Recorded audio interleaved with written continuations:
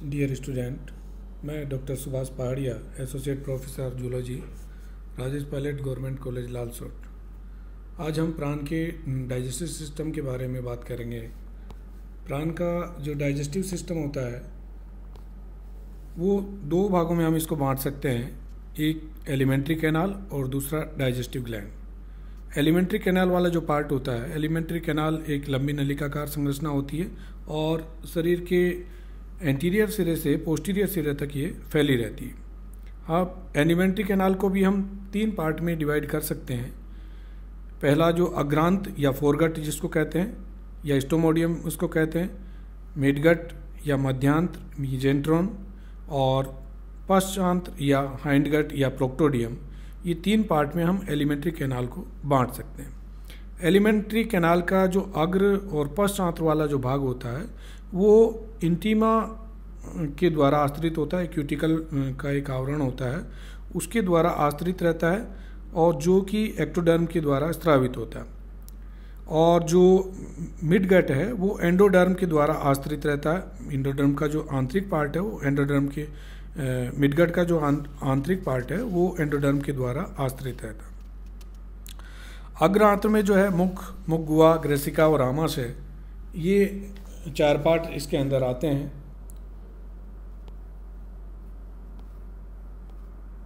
हम इसका डायग्राम देखते हैं कि प्राण की जो एलिमेंट्री कैनाल है उसका डायग्राम हम देखें तो अग्र भाग पर इसमें जो आगे वाला पार्ट होता है उसमें माउथ पाया जाता है, मुख पाया जाता है। अग्र सिरे के जो मध्य अधर सतह होती है उस पर अनुप्रस्थ दरार के रूप में ये माउथ पाया जाता है, और ये तीसरे और चौथे सेगमेंट के बीच में स्थित होता है। इसके मुख के आगे की तरफ एक ढालनुमी संरचना लेब्रम पाया जाता है, और पीछे की ओर जो है इसमें एक दोनों पार्श्व में जो है मैंडिबल के जो इंसाइजर प्रोसेस हैं वो पाए जाते हैं, और पीछे की तरफ इसमें लेबियम पाया जाता है। मुख एक छोटी गुहा में खुलता है जिसको हम बकल कैविटी कहते हैं, और ये बकल कैविटी जो है पीछे की तरफ कंप्रेस्ड होती है और एक क्यूटिकल के आवरण के द्वारा ये आवृत रहती है। बकल कैविटी के अंदर भोजन को चबाने के लिए जो मैंडिबल के मोलर प्रोसेस हैं, जैसा कि आप इसमें देख रहे हैं, मोलर प्रोसेस ऑफ मैंडिबल, ये उस भोजन को टुकड़ों में चबाने का कार्य करते हैं।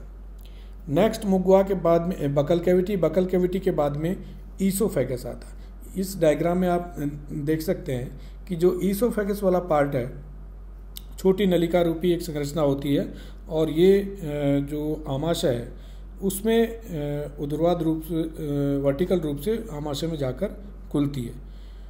ईसोफेगर की जो दीवार होती है वो मोटी पेशी होती है, और इसमें चार बड़े लॉन्गिट्यूडिनल फोल्ड्स होते हैं।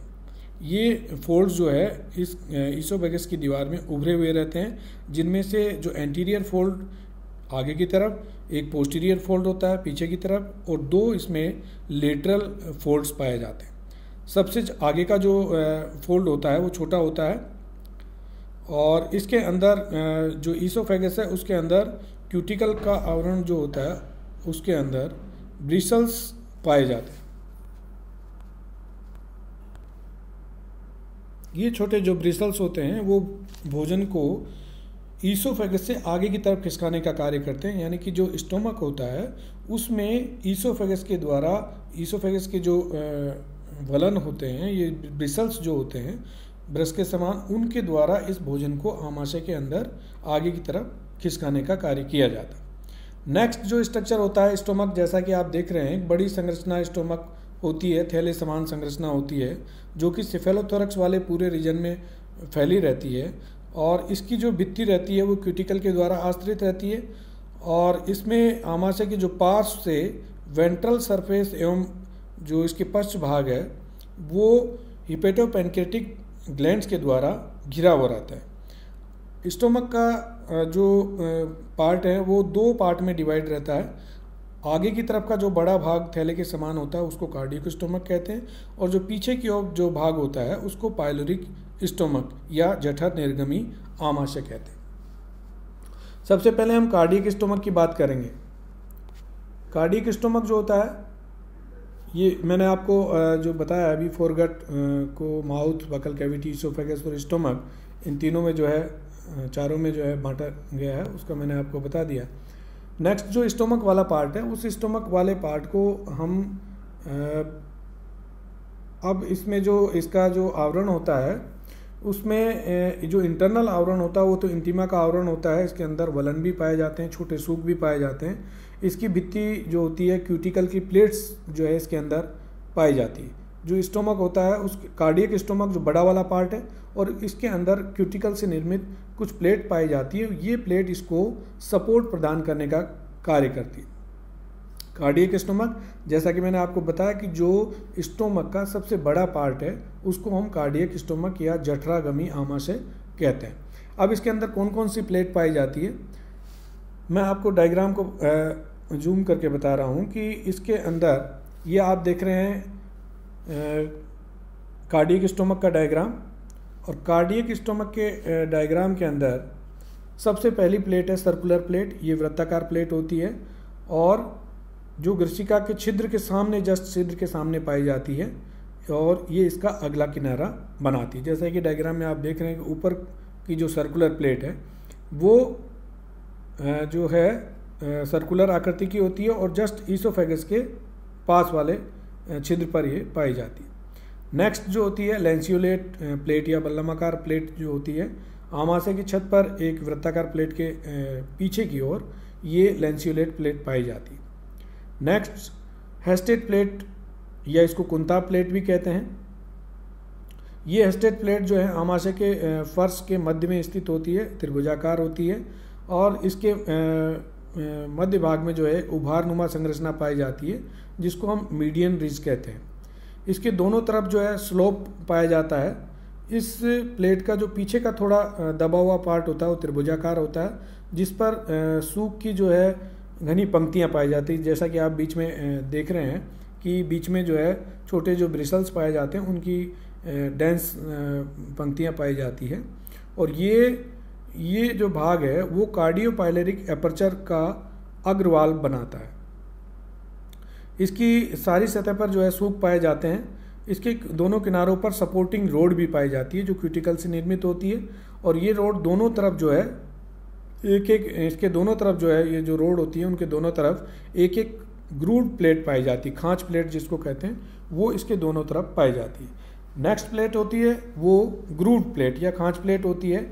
ये खुली नाली के समान संरचना होती है जो पार्श्वी खांच भी कहलाती है। इसको हम लेटरल ग्रूव भी कहते हैं। नेक्स्ट प्लेट है इसमें कॉम्ड प्लेट, कंकत प्लेट या कॉम प्लेट इसको हम कहते हैं।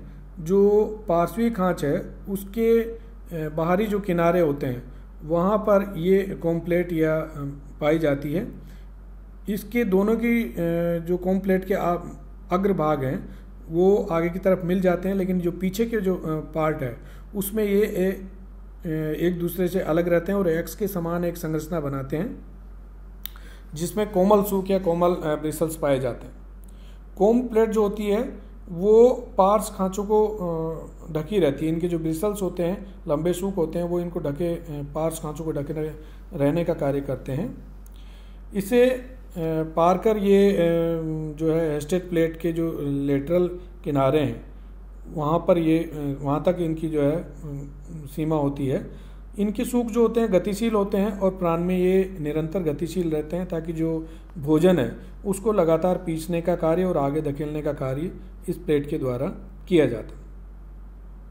प्लेट के जो कार्डियक स्टोमक होता है उसकी पार्श्व भित्ति जो होती है वहाँ पर लेटरल लॉन्गिट्यूडिनल फोर्स भी पाए जाते हैं, जिनको हम गाइडिंग रिजेस कहते हैं। ये निदेशक कटक भी जो है कहलाते हैं। इसमें भोजन का जो कार्डियोपाइलोरिक जो छिद्र है उसको मार्ग का निर्देशन करते हैं। ये गाइडिंग रिज जो होती है, जो पाइलोरिक छिद्र होता है उसका निर्देशन करने का कार्य करते हैं।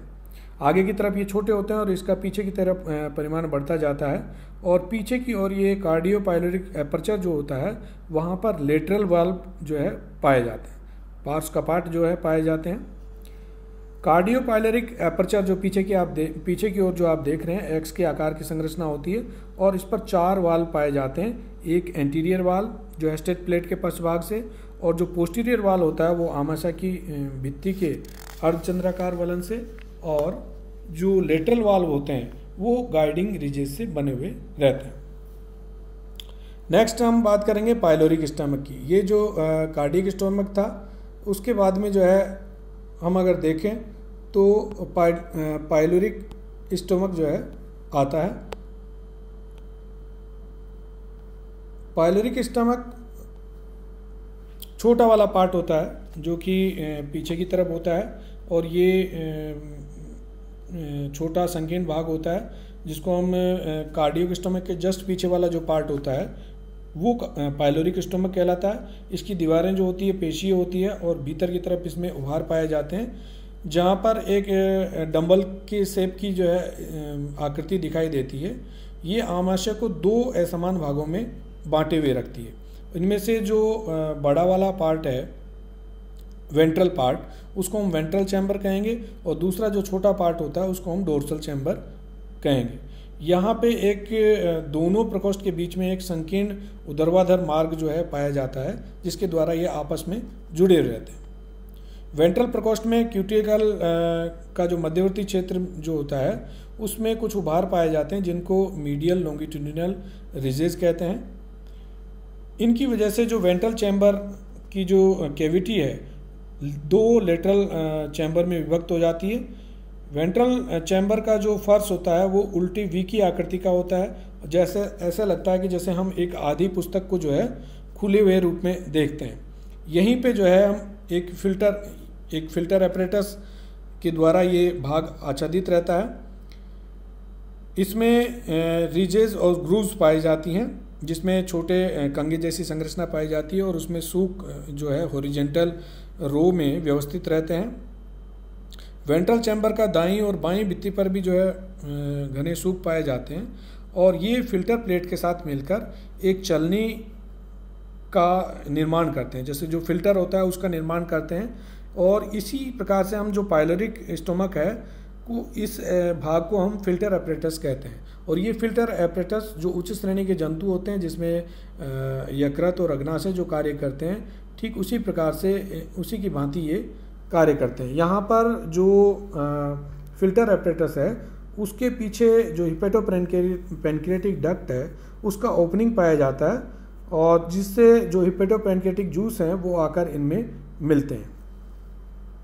डोर्सल चैम्बर जो इसका होता है उसमें एक सीकम पाई जाती है जो मिडगट में जाकर खुलती है। मिडगट यहाँ पे मिडगट और जो ये डोर्सल चैम्बर है वहाँ पर इस जो छिद्र होता है उसकी सुरक्षा के लिए 3 लंबे ब्रिसल्स पाए जाते हैं, जिनमें से एक मीडियन डोर्सल और 2 लेटरल जो है लंबे सूक होते हैं। ये क्या करते हैं, ये भोजन को जो डोर्सल चैम्बर है उससे मीडियन जो आहार नाल है मध्यांतर है उसमें जाने देते हैं, लेकिन मध्यांतर से वापस डोर्सल चैम्बर की ओर आने से ये रोकते हैं। अगला भाग इसका है मिडगट, जो लंबा मध्यांतर का लंबा सकरा भाग होता है, नलिकाकार भाग होता है, जो उदर की पृष्ठ सतह से और उसके मध्य रेखा के बीच में छठे सेगमेंट तक इसकी लंबाई रहती है। इनका आंतरिक स्तर जैसा कि मैं पहले बता चुका हूँ कि एंडोथीलियम के द्वारा आश्रित रहता है, और इसमें पश्च सिरे पर जो है अनेक अनुदैर्ध्य वलन भी पाए जाते हैं। ये गुहा बहुत सक्रिय प्रकार की होती है।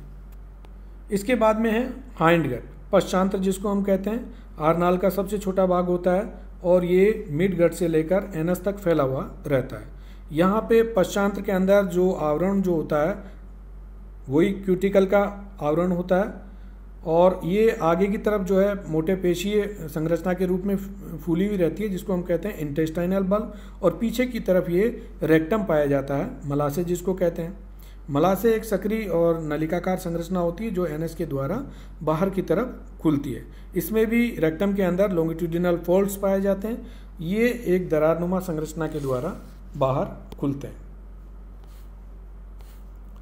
नेक्स्ट है डाइजेस्टिव ग्लैंड। ये तो हम बात कर चुके हैं, एलिमेंट्री कैनाल के जो पार्ट हैं उनको हम बात कर चुके हैं, और नेक्स्ट जो पार्ट आता है इसका डाइजेस्टिव ग्लैंड, या इसको कहेंगे हम हिपेटोपैनक्रिया। जैसा मैंने पहले भी बताया कि जो स्टोमक का बाहरी आवरण रहता है, यानी कि जो सिफेलोथोरैक्स के निचले वाला जो पार्ट होता है वहाँ पे स्टोमक है, और स्टोमक के ऊपर का जो पार्ट होता है उसमें एक द्विपालित नारंगी रंग की संरचना पाई जाती है, ग्लैंडुलर होती है।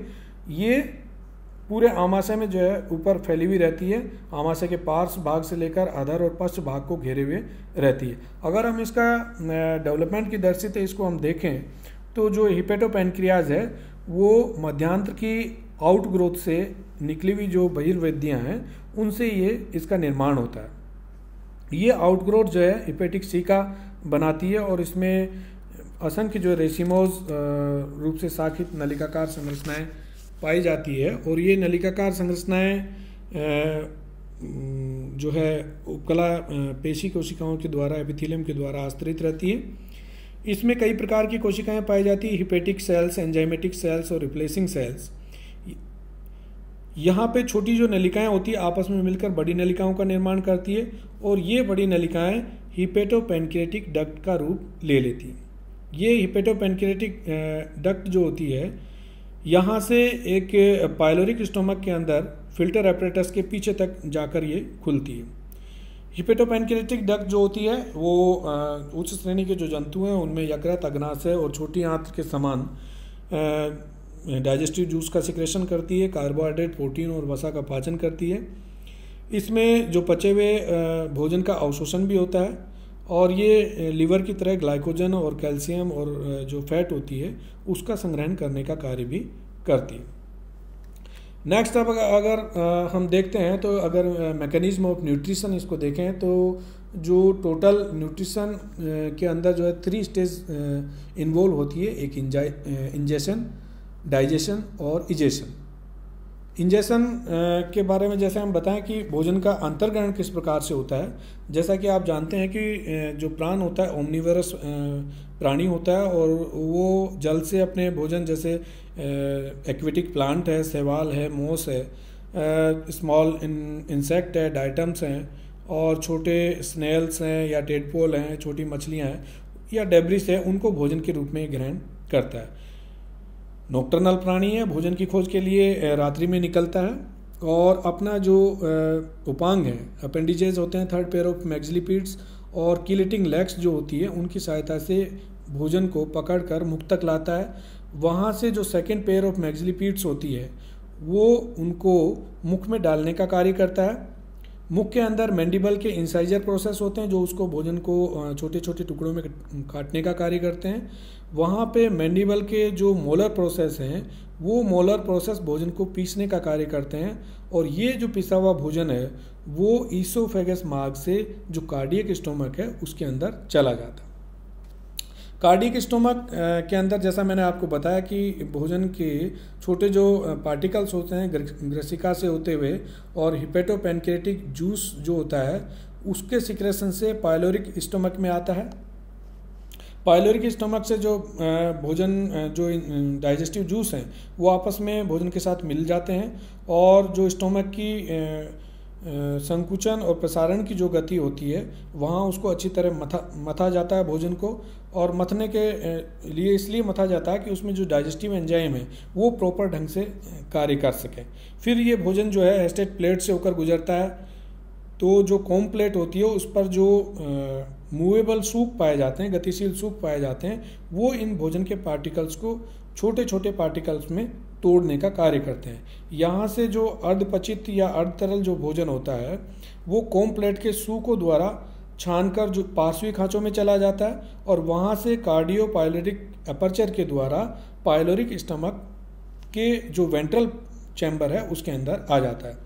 पाइलोरिक स्टोमक के वेंट्रल चैम्बर में फिल्टर एपरेटस के द्वारा इसको छाना जाता है और फिर जो पचित भोजन होता है हिपेटोपैनक्रियाटिक डक्ट्स के द्वारा हिपेटोपैनक्रियाज में ले जाया जाता है। यहाँ पर भोजन का अवशोषण होता है और उसके बाद में जो बिना पचा हुआ जो भोजन है उन ब्रिसल्स की सहायता से पाइलोरिक स्टोमक के डोर्सल चैम्बर में पहुँचा दिया जाता है।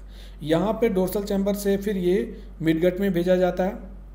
मिडगट के अंदर में इसके पुनः अवशोषण होता है और जो शेष पदार्थ जो अपचित पदार्थ होते हैं उनको मलाशय में एकत्रित किया जाता है, जहाँ पे फिर इसका जल जो अतिरिक्त जल होता है उसका अवशोषण करके मल को शुष्क फॉर्म में एनएस के द्वारा बाहर निकाल दिया जाता है। ये सारी प्रोसेस मैंने आपको बताई जो डाइजेशन की क्रिया थी।